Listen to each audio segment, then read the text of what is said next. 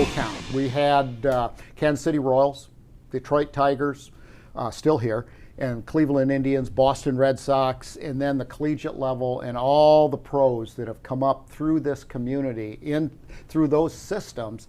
I mean, it's got to be a little intimidating, isn't it, to step into a program like that with high expectations? Well, I think it's exciting. For me, it's exciting. I don't think intimidation, we're really not, from my point of view, I want to be at the best and be part of the best. And I think, Florida Southern gives us that opportunity. Obviously, Polk County is how much they support baseball and sports in general. Who wouldn't want to be here if you're a college baseball coach? And so I would, by no means would I ever say I'm intimidated. I'm excited. The unknown always makes you a little bit nervous. Mm-hmm. But where I've been so far and the people I've met and the support we've had, it's hard not to be excited, I guess. So we were talking a little bit before the show about the differences coming from St. Leo to Florida Southern. Tell us about that transition for you. There were great people, but what we said, there's been 9 national champions here on the baseball side, and we've been in a situation that we want to win as a staff, as a family, as a program, and win at the highest level. And we've got that opportunity here. So, I think the separator is it can be consistent. Mm-hmm. And there's history that we can build off of rather than trying to build our own. And I think, what better place can you be at than Florida Southern in 9 national championships?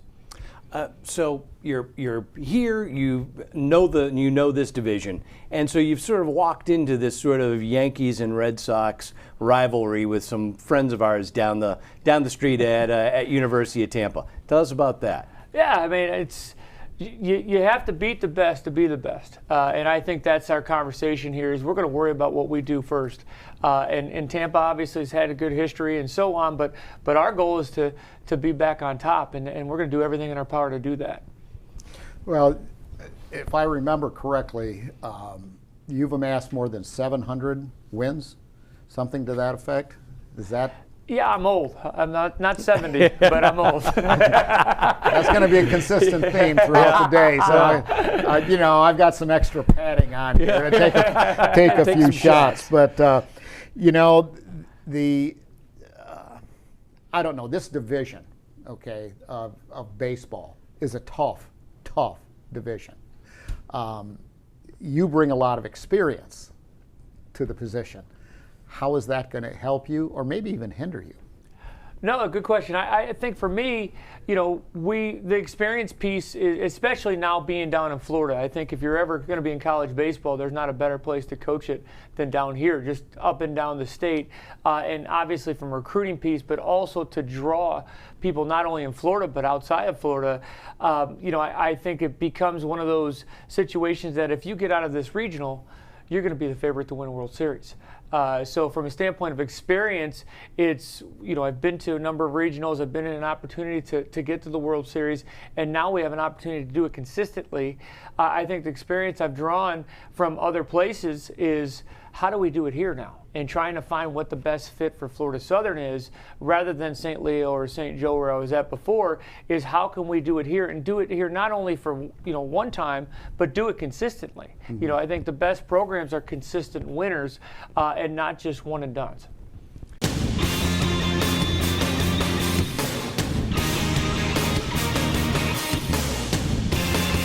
New executive director Kevin Michael, former show skier. He's been all over the globe water skiing and promoting water skiing. And Kevin, welcome to the show. Glad to have you. Oh, thanks. It's good to be here on Sports Central. The vibe and environment's just electric, so thanks for having me. Well, absolutely.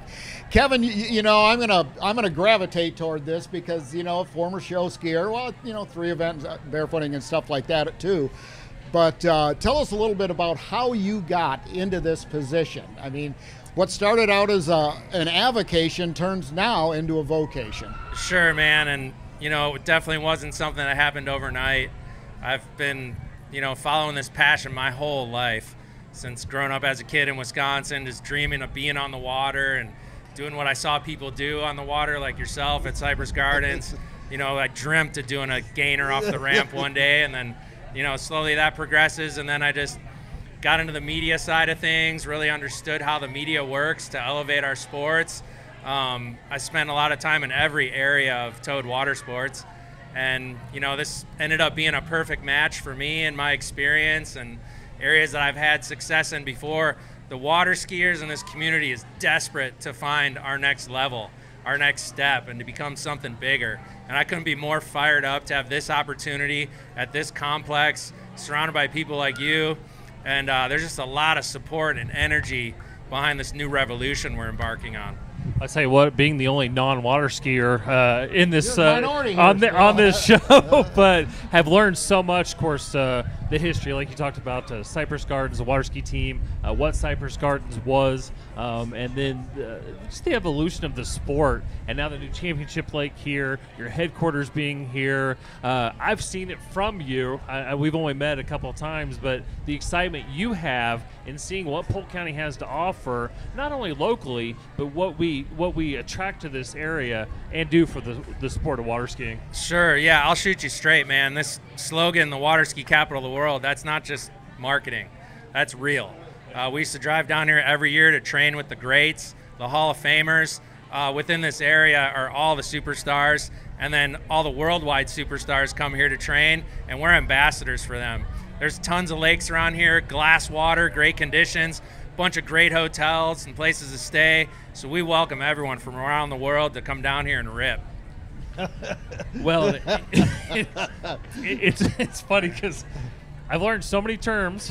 I'm up on some of the lingo now, and even the disciplines, because I think people outside looking in, people focus in certain areas, show ski or 3-event or barefoot or whatever, but really it's a community. All 9 disciplines, it's a community, and that's what's always made Polk County great. Is it's family friendly, home to Legoland Florida Resort, so many other great attractions. It fits so perfectly in this area. Sure, and our organization has 14,000 members, and we're looking to grow that even further. And part of that is offering something to do in the off season. Championship Lake, perfect example. So we're gonna have, I think, around 6 to 8 major events out here this year, and then I want to have learn to ski options for people who have never experienced the thrill of being on the water. There's so many benefits outside of the competitive environment. Just there's neurological studies that show being on, in, around, near water, and the health benefits. It makes you better at what you do. There's a whole blue mind science around that, and it just gives us great joy as veterans in this activity to share it with others and see what we can hand off to our kids and their kids and a wider audience.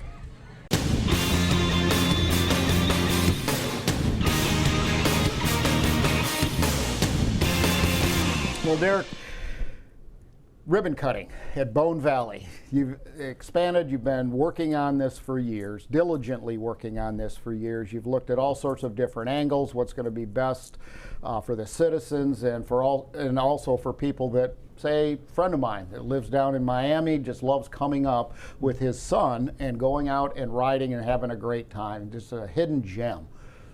It is. It's one of those parks that's been around a while. We opened the original 200 acres 8 years ago. And after about a 12-year search for property and development and designing, and we love this park. It's unique to us. We have 135 ball fields and 85 parks all over the 2,000 square miles of Polk County. But this one's different and it's special. It's an activity we all grew up in, riding in the area, but we did it back in the day, probably in orange groves and cow pastures we weren't supposed to be in. But to have a beautiful place like this that you can take families and be safe and have a great time with motorsports is a tremendous asset to the county. Well, ATVs, motorcycles, you could tell us what you can do out there. So the park is designed for side-by-sides, four-wheelers, and motorcycles, right? Those are the off-road vehicles that you can take out there. On the original 200 acres, we have about 13 trails that are loop trails, one-way trails to keep you safe. We don't want any cross traffic on those things. We got 2 hill climb areas, 2 training areas, and now a 14-acre multi-purpose track that Dream Tracks built about 5 years ago for us. And also we have a single track trail which Florida Trail Riders helped us design through the woods. It's a very technical course for motorcycles. And then, of course, in May 4th, we'll be showing people what we have on the north side of the property. So Central Florida is a special place for ATV owners, right? So literally more than half of the registered ATV owners in the state are in Central Florida. So it's a great market to reach. How do we plan to reach out to that and bring them out to the new expanded park? So I don't think it's going to be a problem, right? Yeah. One of the big projects we had is if you ride to the property now, you'll see this great big bridge that goes across County Road 630. That was a long and arduous process to get that there. We finished that first part of this year. Now, on the other side, the things we're excited about is we developed about a 40-acre single trail that we lovingly call the motor coaster. Basically, the design was we want people to feel like they're riding a roller coaster while they're on their ATV. And our staff, Bob Kraft, David Teets, Corey Fussell, all did a wonderful job developing that. We did that in-house. We also contracted with Jason Baker, again from Dream Tracks, who built our first track, to build a motocross-only track that is world-class. He's out there right now as we're speaking, building it. We'll have a preview on May 4th, so you'll be able to come out and see the track, but it is going to be one of the best tracks in the Southeast, if not the country. This is a labor of love for Jason. He's a local kid, Bartow High graduate, and lives over here in Winter Haven. Just really nice to have that asset in Polk County. He's known worldwide for his ability, and he works for Red Bull and a lot of other really high clients. So we're very happy to have him here, and we're excited about that track. I think everybody else will be too.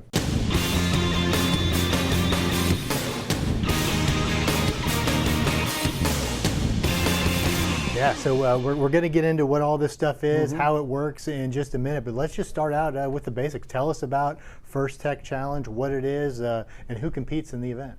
So it's both high school and middle school students from across the entire state. We have about 225 teams from South Florida, Jacksonville, all the way to Pensacola, broken into 8 regions, just like any other sport.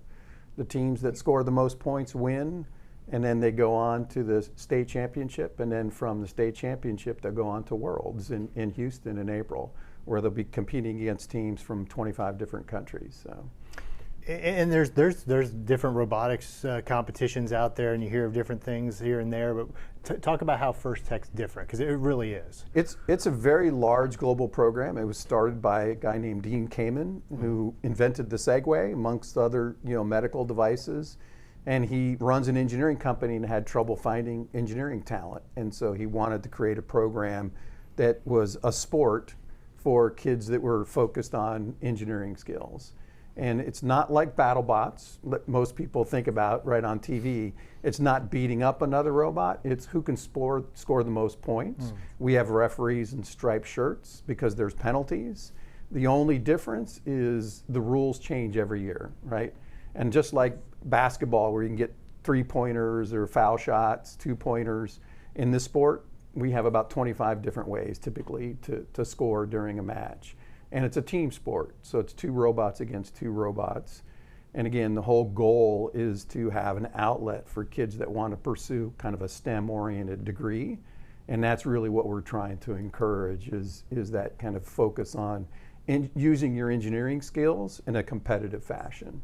So when we're driving this thing, we usually have 2 drivers, but you just got me up here, so I'm going to be the only one driving it. Normally, we have to go ahead and collect pixels using that spinning intake at the front, get those into our box. But I preloaded some because it's hard to collect as just one person.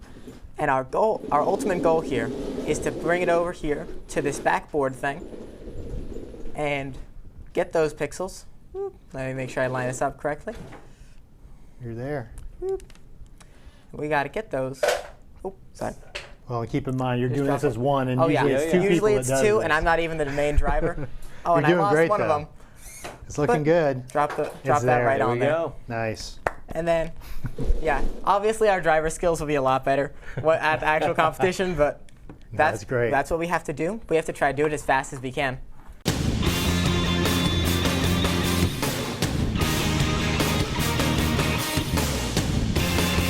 I think your athlete development is one of the keys. I mean, And it's just not on the field, it's off the field as well. Tell us a little bit about that. Well, I tell you, I'm glad you asked that question, because I was just sharing with earlier that, you know, anybody can run a team, but can you run a program? And that's what we have at Polk State College, athletic programs. I think that all coaches do a tremendous job of running their programs, not only on the field, on the playing courts, but in the community. I mean, we're community-led.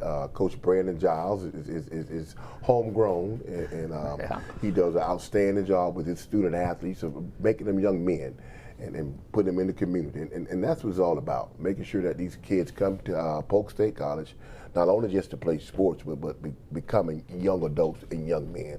And I tell you, that part of us being in the community is huge. So you have great facilities there at Polk State, and it's been one of the highlights for us has been to bring the different events there to highlight those facilities. And so tell us about that. You've hosted volleyball this year, girls and boys coming up. Tell us a little bit about that. I tell you, you know, and I say it all the time, in this market, in Polk County, you have 7 different colleges. You have 4 Warner, Weber, Southeastern, Florida Southern, Polk, and so you have colleges here, and it's to compete with dollars and of that nature. It's tough. So our relationship and our partnership with Visit Central Florida is huge. And also the school board of Polk County, where we're able to partner with these people and bring in events like you said, the women's volleyball high school state tournament, and next weekend we're hosting the men's state volleyball tournament. It's huge when you can showcase your facilities, where they can come on your campus, and one day, hey, we might want to come here. So it's a recruiting tool, not only, but a great tool to showcase what our great facilities and the partnership that we have with the organizations. Yeah, and I was in the stands for the girls volleyball. We talked a little bit, but the number of officials who came up to me while we were there and said this was a top-notch facility, and how well they were treated by the staff there at the school and by the community really said a lot. So thank you for that, and that's on you guys. That's high praise. Thank you, Ken. Thank you.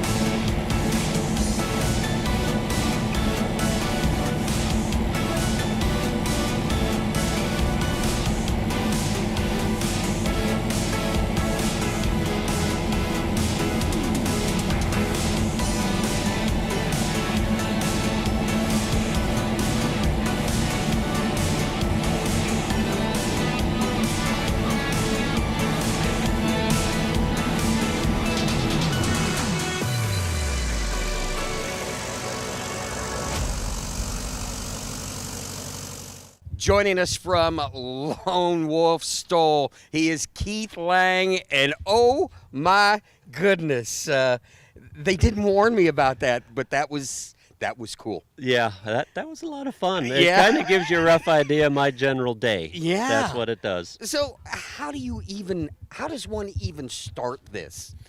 Well, mine kind of goes back. I grew up in these plains as a kid, so we had family that lived next door. My dad flew. I was in a plane just like that, a little green one at age 6, and flying.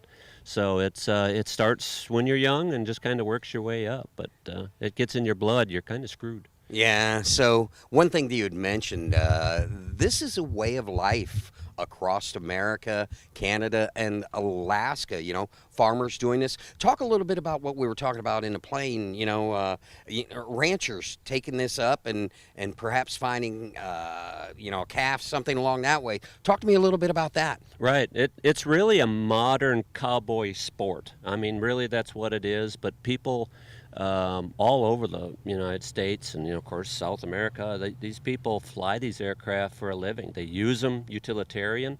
Like I mentioned, I got a bunch of friends in Nebraska, and they use theirs, you know, just as if they'd use the horses. But you know, some of these areas in Texas and in that area, they're running 3, 4, 10, 12,000 acres, and you can't ride a horse that much, but you can certainly come in, check your stock, and do what you got. In Alaska, you know, and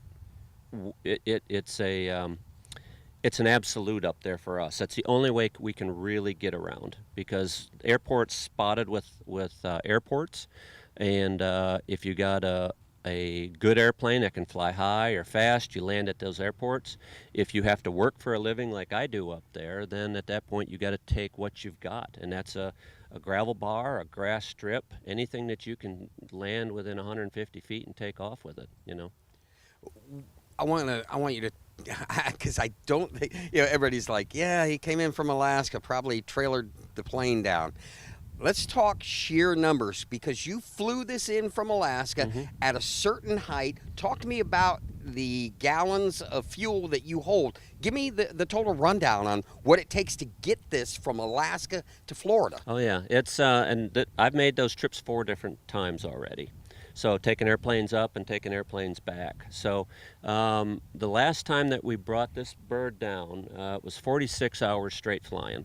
We left Wasilla, came through, and of course up there the fires have been really bad through Canada. The last couple of years Alaska got hit until we started getting wet again. But I was flying sometimes above the road, maybe 100 feet. Because that was the only visibility that I had. You couldn't go up any higher than 4,000 or 5,000 most of the time, and there was a couple times that I got in it, and I wasn't sure if I was going to come out because the terrain was coming up on me. I just punched it and just went straight up, because these airplanes are not set up to be IFR. So, you know, I follow railroads. That's kind of the concept. That's our version of IFR, and that's how it was coming down. We had noticed before we went up in the flight, you were doing some adjustments to the prop itself. Talk to me a little bit about that and how that makes a difference in the competition. Oh yeah. The prop that I run is a Sensonic prop. It's called ground adjustable, and it's really one of the best props out there. I've tried just about every one. And I'll tell you what, it pulls like a racehorse. But what it is, it's an adjustable system that they've got, and you use a pin system. And what you do is you lighten up the blades, and you can adjust the pitch to be able to get you off the ground faster. So either you want to get off the ground fast, or you want to be able to cruise in the air as fast as you can. Now, unfortunately, it has the opposite effect when you pitch them that way. Yeah. You know, at cruise, you know, it takes a lot of runway to get up. That's just kind of how it works, because it's not grabbing a lot of air like it is now. So I'd set it up for kind of short takeoffs. We don't have any wind here today. In fact, the little tiny bit we got, I noticed, was quartering. So you know, you take advantage of what you got. You try and get your nose into the air and take off as quick as you can. That's how it works. Let's talk a little bit about the sport itself. If they come out and see us during Sun and Fun, what can the folks expect? Well, we have got at that setup that Anitra has been working her butt off, Bushwheel Base Camp, she calls it. We have got some of the best pilots in the world coming in. These are STOL pilots, short takeoff and landing.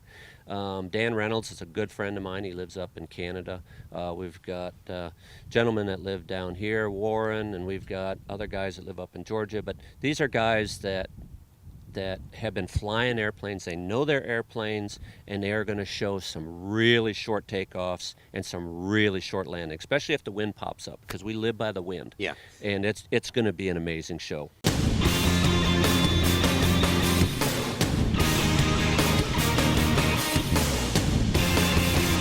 wife Ashley run the World Barefoot Center over in Winter Haven, and it's on Lake Conine, which is on the northern part of the chain. And every barefooter, it seems, in the world goes there for instructions, lessons, and has been a hotbed of barefoot water skiing actually in the world. And you and Ashley are running it now.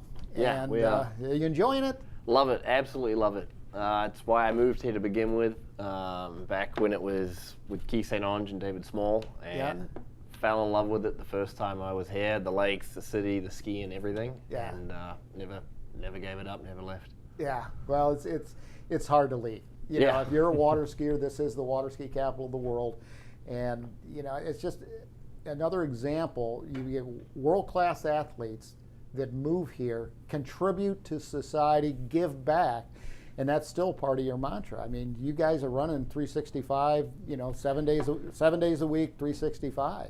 Yeah, year-round. We do a lot of traveling in the summers as well. No one wants to be here when it's finally warm up north, of course.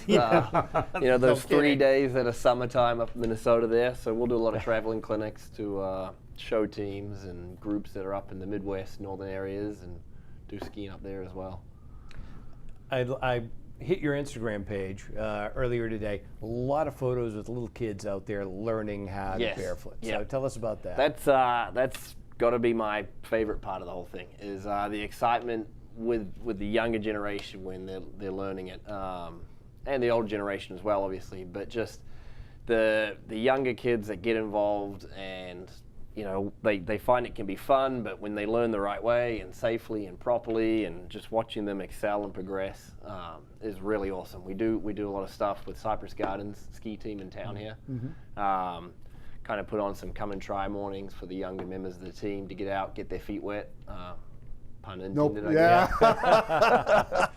This is the old joke. Ron Scarpa, I always remember this. It was an ESPN show, and I don't even know who asked the question. It was about, well, your feet, that barefooting, you're going 40 miles an hour or more, and isn't that hard on your feet? What's the difference between your feet and somebody else's feet?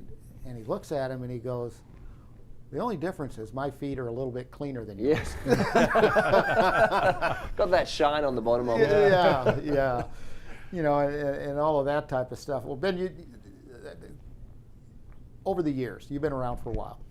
And what's changed in barefoot water skiing? I know the instructional part, and this is sort of a softball, to teeing it up for you, if you will.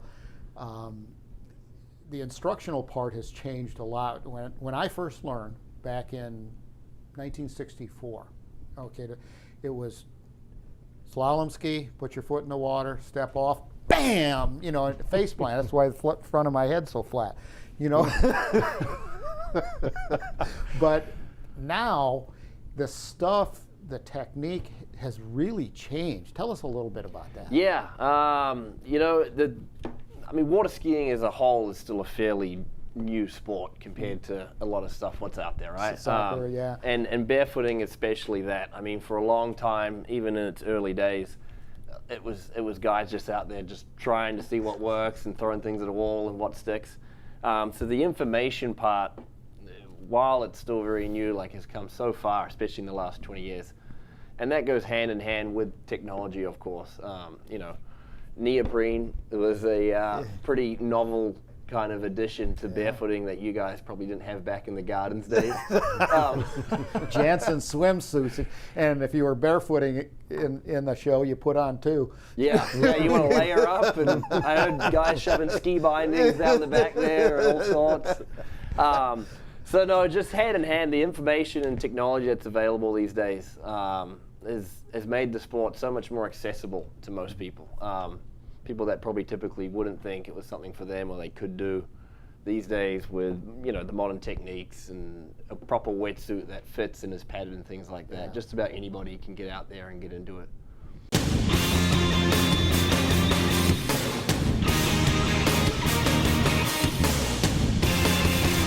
Holy smokes, that's amazing. The state championship's under your belt now. It's been an incredible run.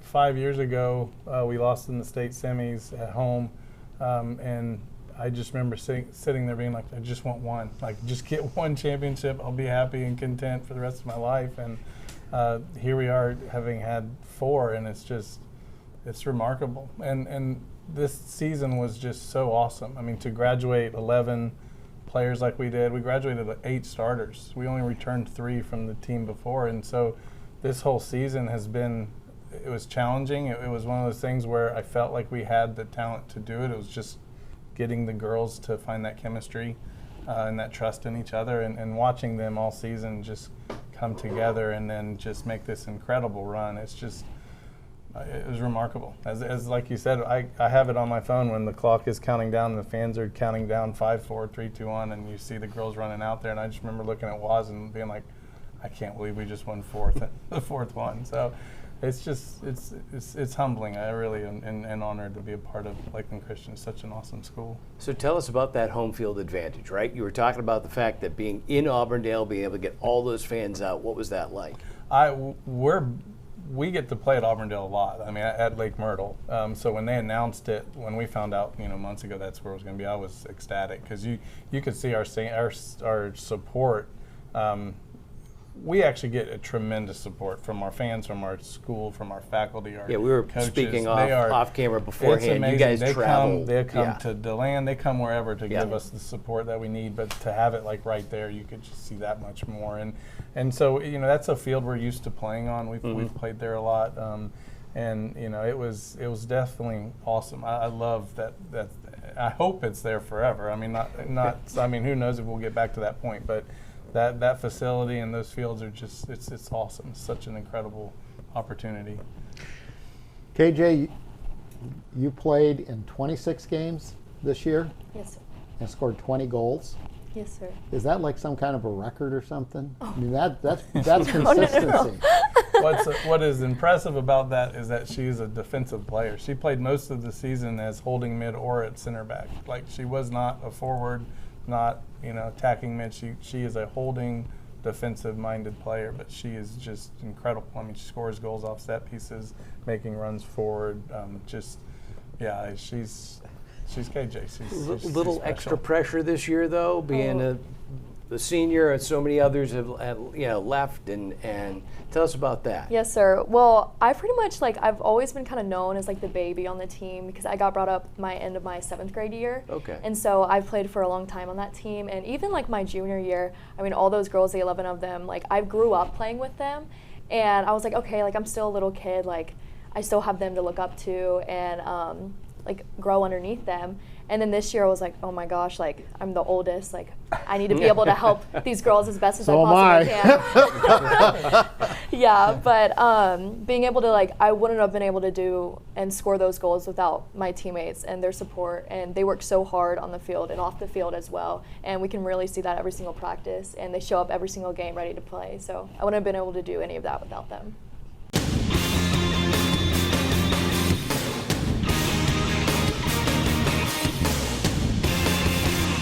I know you guys were in studio, and I said the Barefooters are, and I said affectionately, crazy. I would put this event in the same category. Because, in a good way. Yeah. Because we saw some footage there for those that are watching at home, some jump footage there. So it's what you just saw, but it's done at night. Correct. So tell us what the Send at Night jump is. Yeah, so it's just that. It's a competition at night. It involves a lot more moving parts than a competition that would be during the day. It's cool for all the athletes to kind of be in a different environment that they're not necessarily comfortable with. So we do bring in some lights to the shoreline that help light up the ramp itself and the landing zone. And that's, gives the athletes an opportunity to see the ramp as they're coming in. It's difficult to see the landing a bit still. Provides a bit of a disadvantage there. But other than that, yeah, it's a really cool event. Kind of just hold on and pray at that point. Yeah. See where you land. Yeah. There might be a little training in there.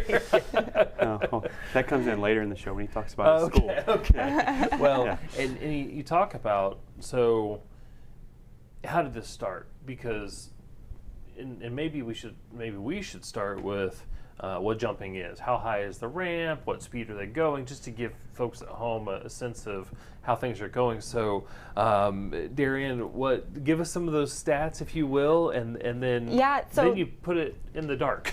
Yes, correct. So the ramp we have set for this event at 5'9", which is traditionally a little bit higher than at a normal tournament, which is around 5.5 feet. In a syndic competition, our goal is for more distance. Okay. So in order to pitch the jump a little higher, you're going to give those athletes more opportunity to go a farther distance.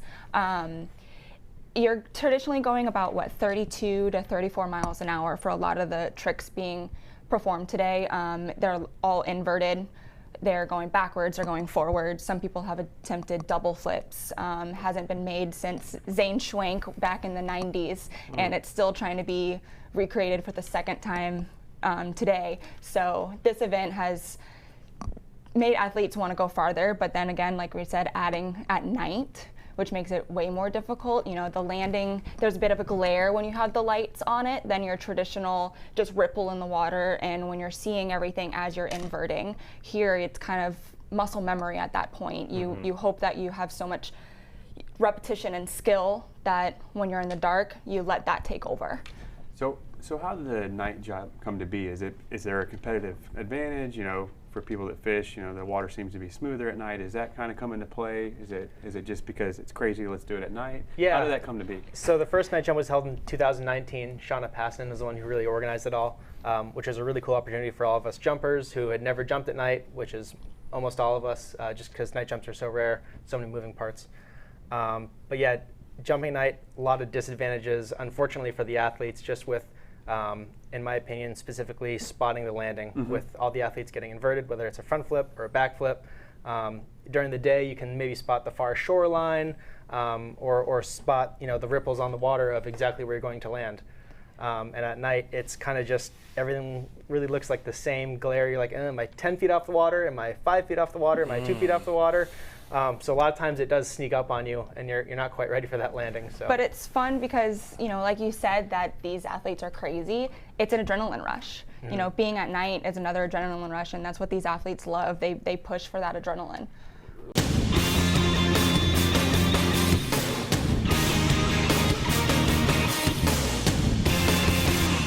And literally the entire county is represented here tonight at the Polk County All Sports Awards and Hall of Fame. 6 inductees, but in a unique circumstance, not as a contributor, but as a professional race car driver. One of the county commissioners is going in, Commissioner Wilson. You know, and I read the narrative that was put together for all 6 inductees. You got some quality guy. Alvin Pearsall, is that his name? Yep. Basketball coach. What's the coach from Bullock. Bullock? Yep. I remember he was the athletic director when I would show up there to do football and basketball games. Yeah. I know him, and it's just a quality event that is a special recognition for people who are more than deserving of this. It's funny because I always say this is a very easy event to put on in terms of there's enough worthwhile or worthy athletic or athletes out there. Not an easy event to put on, but an easy event to find worthwhile and worthy athletes. And you hit on that just a minute ago. Let's talk about Polk County real quick. The growth and and what the county commission is doing and what you're doing. And look, this is what the county commission did today. Yeah. They had a long day. Look, there's Commissioner Wilson, Mr. Race Car, NASCAR. That's right. We just talked to him. They had a long day. And they started at 9 and didn't end until about 1:45 this afternoon. Part of their day, the end of their day, was the budget information that I presented, a preliminary outline of the budget. And you know, it's just the cost of doing business. Costs are going up. Staffing levels need to go up. The demands for services are going up. And the board just hit it in stride. They understood the challenges that we're up against, were up to the task in terms of delegating the authority and willing to support the recommendations that I'm making in terms of the staffing levels, in terms of the capital investments that I'm going to recommend that they make. I mean, it couldn't have been better. You know, again, like an event like this doesn't just happen. It takes a lot of preparation, a lot of planning to bring it all together. And there's a lot, 800 plus, they're going to be here tonight. Yeah. It's very true when it comes to running a municipality or running a county. There's a lot of things that the residents don't necessarily see. They keep the roads moving, they keep the water flowing and all that. And I would like to congratulate you and the commission on a job well done. Let me tell you something, too. The general public, I think, thinks well of county government. I think they feel like the fees and taxes that they pay is a fair price for the services that they get in return. And I'll tell you, it really is the men and women who work for Polk County.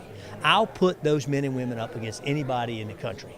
We got some good, top-notch quality people working for Polk County, and it's a growing place. People want to be here, and we're dealing with it. Well, remember, there's people across the country that are saving all year long to take their vacation right. to right here to Polk County. We get to live here As every a matter day. of fact, they agreed to accept the idea that y'all need 2 more people. And why? Because you're bringing money to Polk County.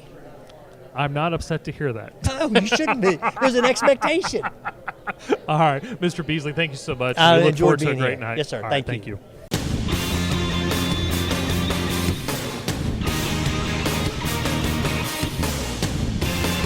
County, staying in our hotels, eating at our restaurants, seeing what this community has to offer, you know, when it comes to sports, and it's a great opportunity for us to showcase how much we do value sports in this community, what we have to offer. And the biggest part, and I can tell this, is people always ask me, how are you getting everything? I said, it's not me, it's the people that we partner with in our community, and the FHA knows that they're wanted here.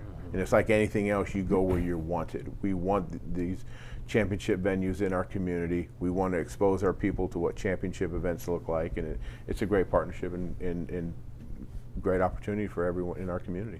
And you mentioned the good thing is they're spending more time here now, but as we all know, any tournament or anything like that, you're going to spend most of your time at the facility. You'll have a little bit of free time, but it gives them that taste of the destination to then say, oh yeah, there's a lot to do here. Maybe I'll come back here for a long weekend or for a vacation. So that's all part of the grand plan, is to get them back. Well, here. I mean, if you think about it, look what we have to offer. We have the chain of lakes in Winter Haven. You know, you got the Auburndale Sports Complex. You have Legoland. You have Margaritaville that just opened up. There's a lot of, you know, things to do in our county I think just people don't really know about or think of it as a travel destination. But when you can get on a boat and go to 17 different lakes and tour around and eat at restaurants, I mean, it's a great day. Yeah. Do you offer your boat as, like, you know, are you a captain? Do you do a Chain of Lakes tour? Well, unfortunately, in my household, I am the what's called a bosun, which is I handle all the exteriors, making sure the boat's fully loaded and all the toys are on the boat. My wife is, unfortunately, she is the captain of the boat. I am just I guess a deckhand would be the correct So you do what term. you're told is what you're saying. I do what I'm told in the boating community. I think all of our wives are captain in everything, Dan. A few more minutes left before we let you go, Dan. You alluded to, of course, the volleyball championships on the girls' side just occurred. The boys will be later in the year. Next up will be cheerleading. And after or during the COVID time period, Gainesville wasn't able to host it. We were able to successfully bring it here between the school district and the county, and of course RP funding with the city of Lakeland. That was not unnoticed at that time, and now those championships will be here for quite a while. Boys and girls soccer will now be at the Lake Myrtle Sports Park in Auburndale. This year the smaller classifications, next year the larger, and then the third year the whole thing, and they're going to a Final Four type format as well. And of course girls and boys basketball, and then end it with weightlifting as well. So talk about 9 state championships. Different championships are in Polk County now, and you talk about the relationships, and I think it needs to be repeated because Polk State, City of Lakeland, RP funding, City of Auburndale, Lake Myrtle, the county, this district, they understand that, as they might say, we've got our stuff together in this community. Is that a nice way? That's the way to say that? I've heard it that way before. You know, it all looks good and sounds good until I looked at my calendar. I was like, I don't have one free weekend in February. It's just like state championship after state championship. But, you know, I was thinking about this on the ride over because I knew this would get brought up. You know, police departments serve and protect. You know, fire departments serve. When you work for the school district, you serve the people of your community, and we provide athletics to our community, you know, as a way to showcase our talents, you know, what we do on the field and in the classroom. But you always want to take it a step further, and what great honor I have to be able to be just a small part of bringing these championships to give our community, you know, the exposure. And because we're a working class community, And to take days off of work could be a struggle for people. To travel across the state to see their son or daughter compete could be, a strain to the family. So bringing these events in gives one the exposure to the event, but also provides some families the opportunity to see that sport at its highest level in the state of Florida and right here in our own backyard.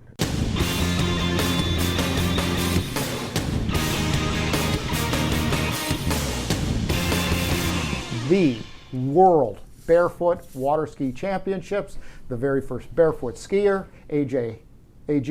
Hancock, on Lake Howard in Winter Haven. That's where it all started. And now we have the World Championships here to tell us about it. An old friend of mine, champion himself in many times, Mr. John Cornish, our tournament director. John, thanks so much for joining us. You're a busy man. It's been a busy, well, with the hurricane, it's been a couple busy days. But thank you very much. It's good to be here. And I haven't been down to the lake, but apparently no problem, just a little more water in it. Wow. That's a good thing. Yeah. Maybe one tent needs repaired. Okay, well, let's talk a little bit about first. It starts October 5th in Polk County here with some of the training. And we have 10 countries? Rough, yes. Okay, 10 countries that'll be competing for the team title, and then, of course, all the individual titles. 3 events: barefoot slalom, barefoot tricks, and believe it or not, barefoot jumping. Yeah, they go over an 18-high foot jump, and I think, John's going to have to correct me on this one. What's the world record in barefoot jumping? Right around 99 feet, I believe. David Small, who lives here in Polk County. Really? Yes. Oh, I did not know He's that. a British skier, but he set the world record. And yeah, that is cool. 99 feet. I remember when Mike... Right around there. Yeah, I remember when when I first saw Mike Seipel do it. John, that was probably back in the late 80s. This new style, instead of just going over the jump upright like this, they'll go off the jump, so you can see this here. They'll go off the jump, and then their upper body leans forward, their feet are behind them, and then they bring their feet down just at the last minute, so it creates a more aerodynamic posture in the air, and they go further, right? They go inverted, and we're doing around 46 miles an hour. They look like Superman.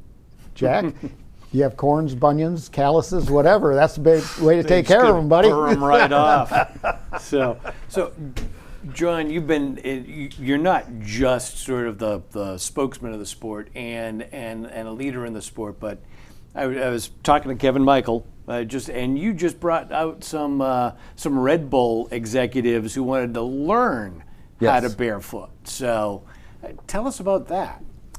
Well, Kevin was looking for someone to pull them, and I said, well, I can pull them. I have my boats ready for the world. So we met one morning, took them out, and of course, they're gung-ho.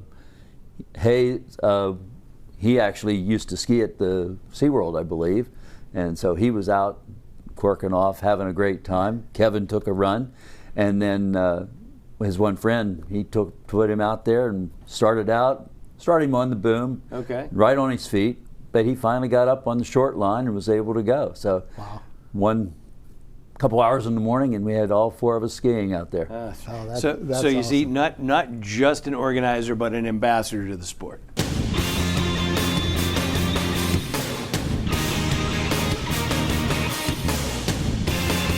One of the things that, a few things I took away from that, you're talking about the details.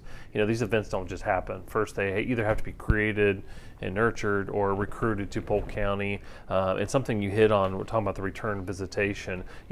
By comparison to some other events, this is not an enormous event, but these smaller events are important as well, or mid-size events, if you will, because it does bring them to Polk County potentially for the first time. Right. They learn about it and then they want to come back, so that economic impact is reoccurring, and we certainly appreciate this event for it. And then the consistency of hosting, I think, was it 17 years? 16 years.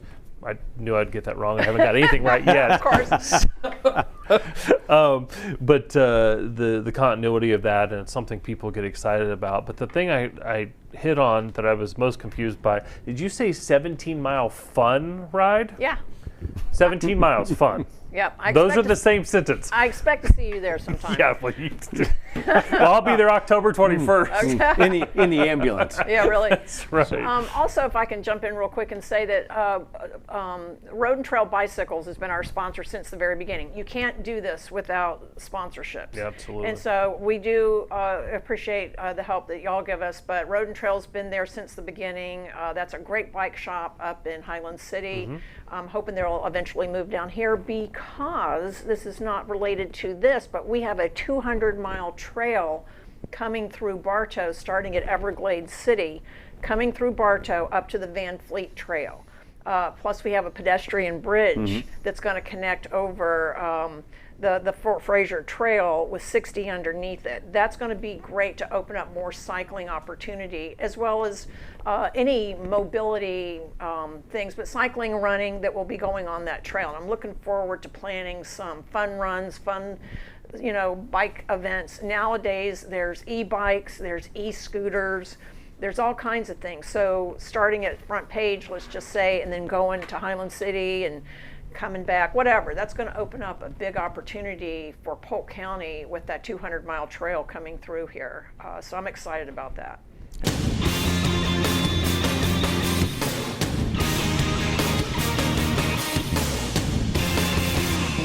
Part of this campus, people just think, oh, it's an air show just once a year. No. You guys do so many events out here. Yes. Again, that stimulates the local economy. It's good for everybody, for local citizens because of jobs.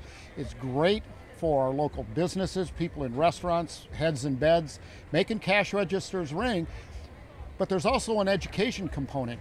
My son, Hunter, my youngest son, graduated from the Central Florida Aerospace Academy, went on, got his degree in aviation. Now he's in the Air Force. Yes, so sir. He, it's just a career track. It's one of the best in there is, period. In aviation, they need people. Yes, sir. And so when you think about, when you come here to our event, and I'm just going to put it out there for everybody. So like, for example, the MacDill Air Fest. It's a DOD, it's a military running an air show, and it's free, so they can't charge. And it's great for all the families in the community to go out there. Our event is a paid event. We're a 501c3, not for profit, but the net proceeds from everything we generate here after we pay all of our expenses go back into our educational programming for our families and for our kiddos here in this region. So when you think about the Central Florida Aerospace Academy, the Skylab Innovation Center, where this year we're bringing 4,000 fifth graders from around Polk County through our Skylab Innovation Center, already 2,000 so far this year. Our AMP school in partnership with Travis Career College, Lakeland Aero Club, our high school flying club. There is nothing else like what we have on this campus anywhere else in the world. And aviation, whether you want to be a pilot or not, but STEM, the sciences, all of that, it's super important to get kids engaged, and we do that here. But your participation in this event makes all that happen. Well, there's a lot of action going on. Oh yeah, up in we're the sky, partying and here. There's We're a little party going on behind us, Jack. So tell us about that one, Jane. Well, I believe that is a 767 engine. That's an engine that came off a 767. Now, actually, the components aren't in the middle. As you can see, the people are in it, but that's just a good time. And that's what we're all about here. Again, there is something for everyone out here at the Sun and Fun Aerospace Expo. Well, it's family friendly. If people want more information about the event, started last Tuesday and it's going through Sunday. How do they do that? They go to flysnf.org. So when you get there too, when you ask you to sign up for a newsletter, please do that, because we send out stuff year round, whether it's for this event or our educational programming as well. So we're not going to spam you and send a bunch of stuff you don't want to look at, things specific to us. But sign up, get your tickets at flysnf.org. It's super easy. Buy your parking online as well. Don't do it at the gate. It's $10 online. It's $20 at the gate. So get that online. But buy tickets, come out, have a great time. And again, can't thank you guys enough for all the partnership. You guys really rolled out the red carpet for us in our partnership this year, because it's a big one for us, and we got the word out, and obviously you can see it worked. Oh, it's definitely working. I've been out here a couple of times already. Just had a ball. And I know the support from the community is huge. The county commissioners been out here checking things out.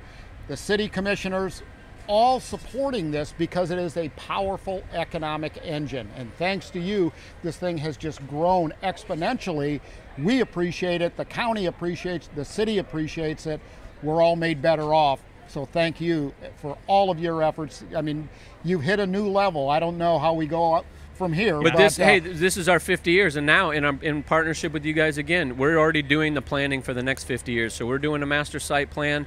This is the benchmark now, and this is where we go. And in partnership, we're going to set up the next 50 years, and we'll be unveiling that new plan next year at Sun and Fun Aerospace Expo, April 1st through the 6th, 2025, because we're already thinking about it, trust me.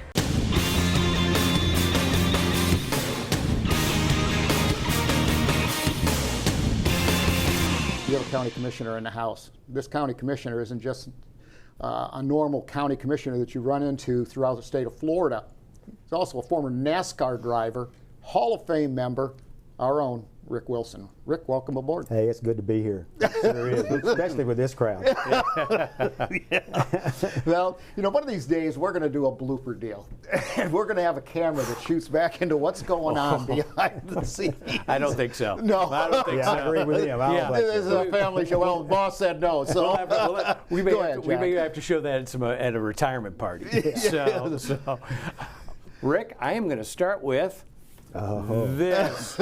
So, I'm going to ask you to sign this card. I will do it.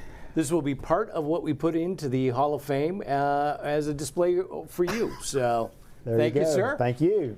Those are amazing. I bet I get there we go. two to three every day. Every day, if it's the county or where I live, some of my other businesses. But it's a big deal, and it was bigger back in the day. But it's a big deal, and we sign a lot. They come from all over the world. Really? Yeah. And people, they don't know that. It's the talent in this county, both on and off the clock, is something else. But being a NASCAR driver, Rick, is, and not just having driven a NASCAR car once, you're an elite level. And getting into that, there's so many, millions of people that would love to sit in that driver's seat. How did you do that? It's a lot of hard work. And I'll be honest with you, a lot of hard work and a lot of luck. Mm-hmm. You can be one of the best race car drivers in the country, and if you don't have a little luck, you're not going to get there. And what I mean by that is the people you know and the people you meet. It's almost kind of like, being out of a county commissioner, it's almost kind of like being a politician. You got to know the right people to get things done. There's so many people trying to get into this sport. Well, I have to go back to when I was in there, but there were so many people. And it's just, how things happened, people you meet. Now, of course, you got to work hard and run good. You got to win races. You got to be able to do that. And so, if you don't win races, you're not going to get there. But you got to make all the right steps. And once you get up in that area of people talking about NASCAR or Indy type racing, there's certain people that they're the ones that make the calls. Mm-hmm. Who's going to drive this car? Who's not going to drive this car? And so you just got to do a lot of politicking and work your what off and hope you meet the right people. One of those names you talked about, relationships being important in the auto racing. It's an industry. Is Richard Petty. Mm-hmm. And you had a relationship with Richard Petty. Tell us about that one. Oh yeah, I call him the King. The King. He's been. Everybody, if they've got anything to do with NASCAR, they know Richard Petty, and the family. Kyle.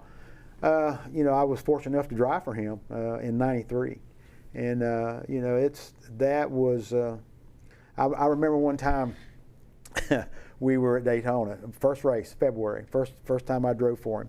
And I come pulling in, off track practicing, and he walked up to the side of the car and let the window net down, and I'm sitting there, and he says, "Let me ask you a question. Which hand do you drive with?" And I, being a smarty I am, I said, "Well, heck, King, I drive with both hands." But most people use different. That's where their strengths are. Some people use their right hand. Some people use their left hand driving a race car. But he was. He was. It was a real pleasure driving for him. That family. It was unbelievable.